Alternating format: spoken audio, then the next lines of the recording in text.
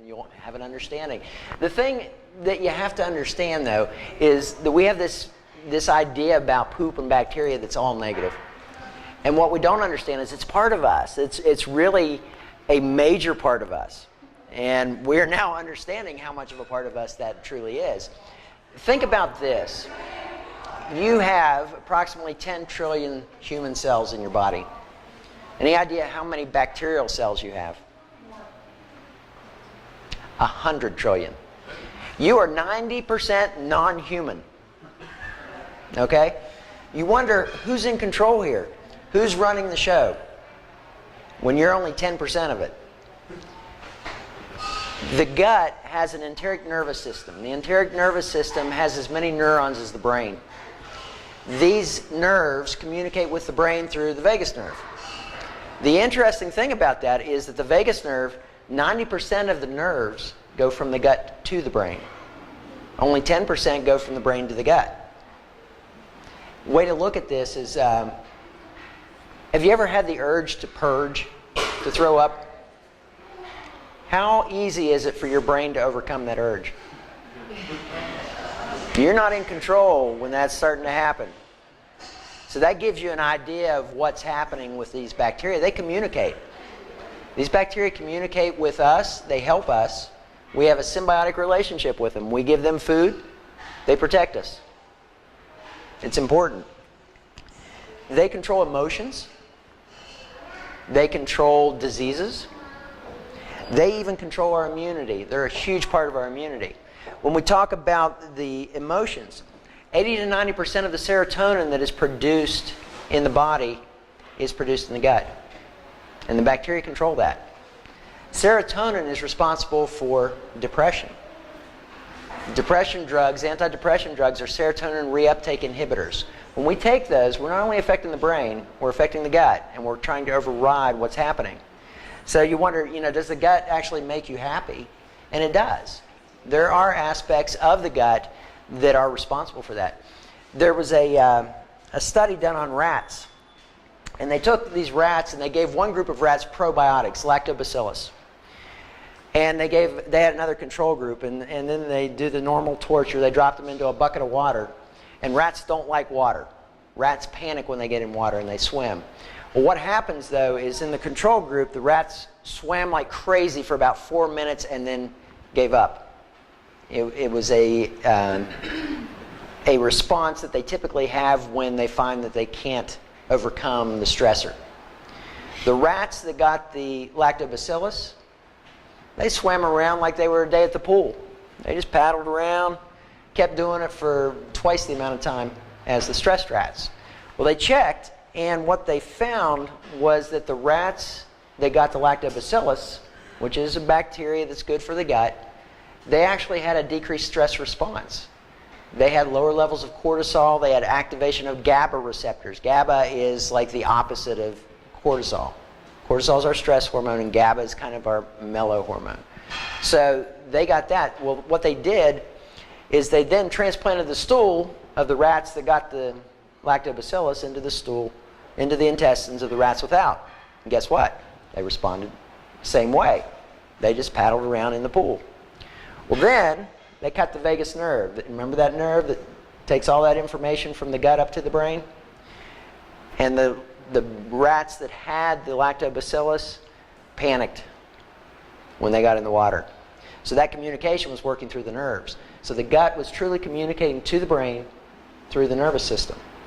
Now there are studies that show too that the gut bacteria secrete hormones and signals that bypass the vagus nerve. They've done vagus nerve transections in animals and found that the signals were still getting to the brain in certain conditions.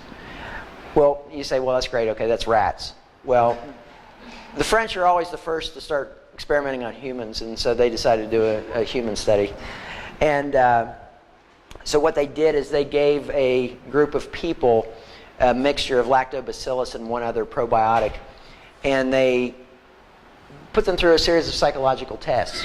And they had a control group. The group that got the lactobacillus had significantly improved psychological parameters.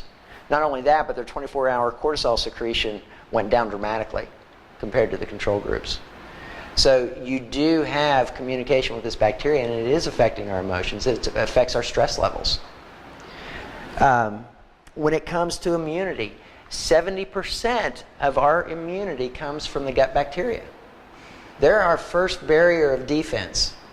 When an invading bacteria gets into our intestinal tract, which is the way most of it comes in, or it can come in through the nasal mucosa, through the eye, we have bacteria everywhere. But the bacteria are kind of our first line of defense, and they attack foreign bacteria, invasive bacteria. They will attack it by changing the pH of the environment. They will attack it by overwhelming with colonization. They will secrete chemicals that kill bad bacteria. And this whole bacterial mix that we have starts from the moment of birth. When we come through that birth canal, we are contaminated with the bacteria. When we are getting kisses from our aunts and uncles, we're getting contaminated with bacteria. And families tend to have the same kind of mix of bacteria. So it is shared. We get a lot of that. The bacteria also, though, they secrete things to help our immune system. They take food and they break it down and they secrete the B vitamins and vitamin K so that the immune system's healthier. If we didn't have bacteria, if we had a sterile gut, we would probably die. We just can't sustain ourselves without the bacteria. So it is very important to have a nice mix of that. That's what they're finding now. I mean, this is the new era of medicine, I think, is this bacterial microbiome of the, not only of the intestine, but the nasal cavity, the mouth, the stomach. All of this is becoming evident that it has a profound effect on our health. Obesity, classic example. I used to do gastric bypass surgery. I did 3,000 of those operations before I gained my sanity. And one of the things we were always perplexed by was the fact that we could do gastric bypass on somebody and their diabetes was cured overnight. Type 2 diabetes, cured. Amazing. We couldn't figure it out. We also saw that if you took a gastric bypass patient and you fed a non-bypass patient the same diet, they wouldn't lose weight like the gastric bypass would. So what was the difference in the calories? How was that changing? We didn't know. We had no idea. We also see this in a lot of our clients. We'll have clients that, despite really strict paleo eating and exercise, and it happens a lot in females, they don't lose weight. In fact, some of them gain weight on it. And we're just like, what's going on with this? But what we have found is that if we severely restrict the diet for a month, take somebody down to a 500 to 800 calorie diet for a month. So what we do is we have them eat very lean meat, boiled chicken breast, grilled chicken breast, steamed broccoli, something, and it's just a low calorie meal with a lot of bulk. They eat that for a month, and then all of a sudden they go back on that 1,200 calorie diet that they couldn't lose weight on before, and they're losing weight. So we always assumed, well, maybe it's a set point thing. And they call it the set point theory. And we said, well, maybe that's what it is. The interesting thing, the new research came out, said that our gut bacteria are largely responsible for weight loss. People that are lean have gut bacteria that don't extract a lot of calories from food, because the gut bacteria has to break down a lot of our food. But people who are obese tend to have gut bacteria that are really active in breaking down food and making it available for absorption. Calorie restriction is one of the biggest pushes to change the microbiome of the intestine. Microbiome changes are tough. Probiotics are difficult and take a lot of time to shift the microbiome of the gut. But weight loss is one of the things, or severe calorie restriction is one of the things that really has a profound effect on it. And what they found is that when they did bypasses on mice, when they took the stool from the bypass mice and transplanted it into the stool of regular mice, guess what happened? They lost weight. So we can see that bacteria, the change that occurred in the bypass mice, was enough to shift the microbiome of the intestine. And I mean, that was pretty profound for us. Other diseases, this is kind of, I don't know how this study ever was done, but they had mice that were fed a regular diet and mice that were fed probiotics, and the ones that were fed the regular diet plus the probiotics grew larger testicles. Not sure where that study came from. She's not allowed But so with the bacteria, the one that's more overactive, do we know which strains? They're finding that now. I mean, they just started doing really the complex DNA analysis of the stool in the last year or two. So all the research is coming out. I mean, just in the last couple days, there have been 3 new papers on this. So it's a very rapidly progressing area of medicine, and I think you're going to see some dramatic changes. There's actually places in this country right now that are doing stool transplants for weight loss. What? Yeah, it's unregulated right now, and they're working on that. But yeah, they're doing it. Stool transplant, it's not as bad as it really sounds, okay? Okay.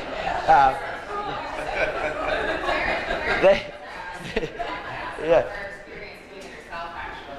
Yeah, I mean, yeah.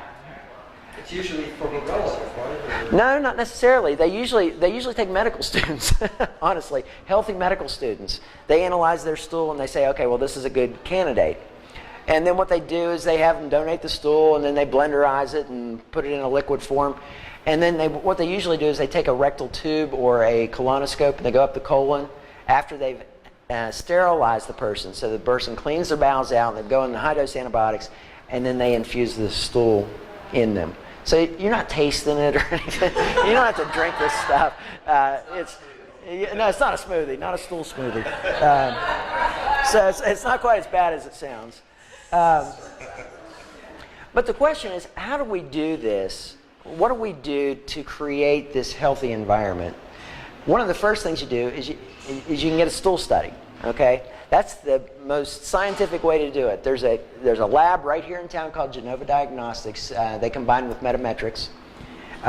So you've got a nice local Asheville company. They are the premier stool testing company in the United States right now. Their DNA testing is top notch. We are actually waiting on our analysis to come back. We were hoping it would be back tonight, but unfortunately it was almost a traumatic experience, though. I won't go into details of it, but you basically have a little French fry tray that you have to fill. And the squatty potty comes in handy, I can tell you. That squatty potty was wonderful. Well, I wake and swear by the squatty potty. I actually had an extra one if someone needs it. An extra squatty potty. I mean, what more could you ask for? My wife won't let me have it in the other bathroom. She won't let you have it? Wow. Time for a divorce there. I mean, that's intolerable. You exert control. So you can actually go about trying to shift this, though, on your own without having the analysis. It just makes it a lot easier to understand what you have. I mean, this stool analysis, they look for parasites. They look for gene markers for antibiotic resistance in your bacteria. They tell you what your mix of bacteria is, how much you have, how much fat extraction there is. I mean, it is amazing what they find on this stuff. If you guys are interested, we do have a sample report of what they do, so you can take a look at that. But a lot of physicians around here use that analysis, a lot of the functional physicians, so it's easy to come by. Best thing to do is to change the diet. Carbohydrates in the diet, simple carbs, is one of the worst things you can do for bacterial growth in the intestine, the small intestine, the large intestine. The paleo diet is the perfect diet for shifting into a very healthy complex of bacteria in the stool. What you're feeding the certain bacteria that are going to remain healthy. You got to remember, it is the ancestral diet. It's the diet genetically we were designed to eat. And that's what we say. We say functional food. A lot of people like the caveman diet or something like that, but it sounds too primal, I guess. So we call it functional eating. Functional eating means we look at what the body is designed to take in, and that's what we suggest. Natural foods, one ingredient, simplest way to look at it. Calorie restriction, again, you might want to try a month of calorie restriction. As long as you get your protein in, you shouldn't have any problems with losing muscle mass. You'll lose some have some fat loss, which is great, but that calorie restriction will help to shift the gut. Probiotics and prebiotics. One, probiotics need to be refrigerated. If they are shelf-stable probiotics, they will not work for you There's a company called True Potency that analyzes probiotics, and they will give them a seal of approval when they know that they've tested these, they've counted the colonies, and they have at least what they say on the bottle. So True Potency is a nice test. But you also want to have some prebiotics. Prebiotics feed bacteria. A lot of the probiotics come with prebiotics in them. It's like fructooligosaccharides or inulin. That's what feeds bacteria. Bacteria like to eat that. It keeps them healthy.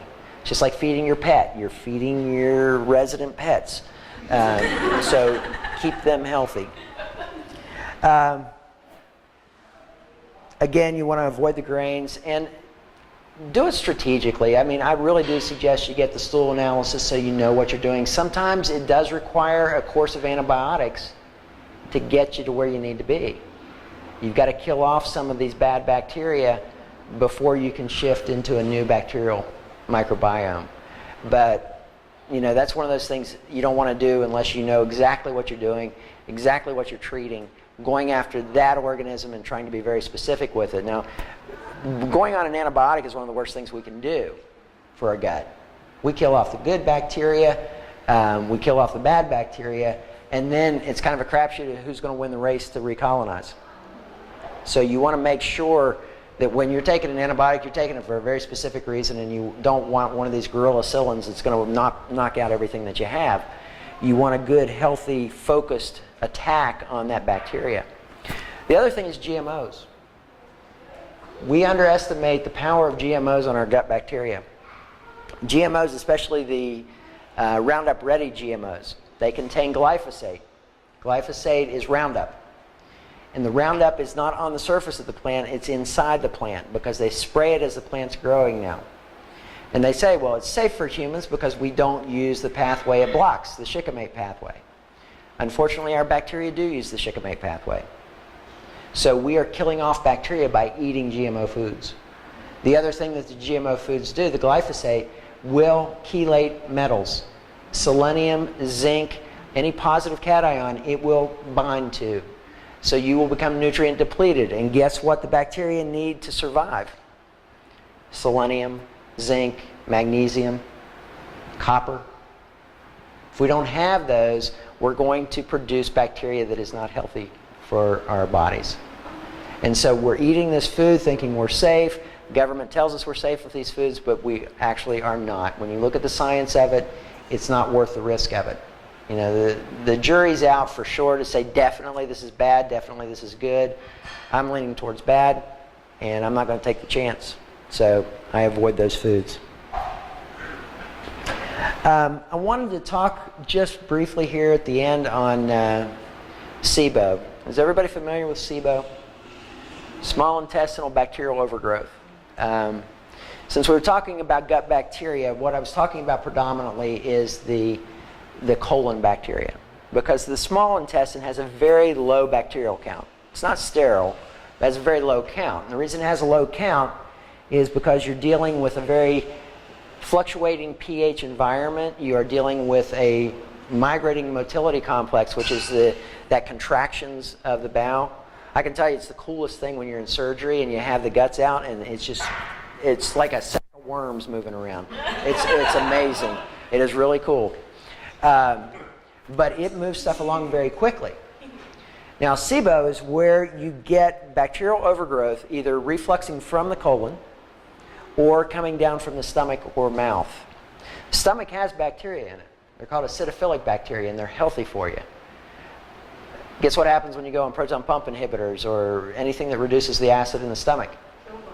Kills them. Changes the pH. So you're going to mess with your bacterial components with that too. And it's very unhealthy. But what happens is this bacterial colonizes this area, and you say, well, why does it colonize it if it's supposed to be pushing it out? Well, what happens is almost always it is related to having a bad bout of gastroenteritis at some point. It could be from parasites, it could be from a virus, it could be from bacteria. But they're finding, especially with the viral ones, is that the viral ones kind of poison the nerves that run the migrating motility complex. And it slows everything down. This could have happened 20 years earlier. But the nerves are blunted. They don't recover. And your motility slows down. and it allows that bacteria to come in. So what you typically see, almost 84%, I think the study said 84% of people with irritable bowel syndrome have bacterial overgrowth of the small intestine. And what you find is that people, they get gas, bloating, abdominal cramping. They can have diarrhea or constipation, or it can fluctuate between the two. And you can differentiate that. Other symptoms that you can have is chronic fatigue, joint pain. Chronic fatigue syndrome is another one that they're finding 75% improvement in chronic fatigue when you treat SIBO. One of the other things you'll find is if you take a probiotic and it makes your cramping worse, odds are you've got SIBO.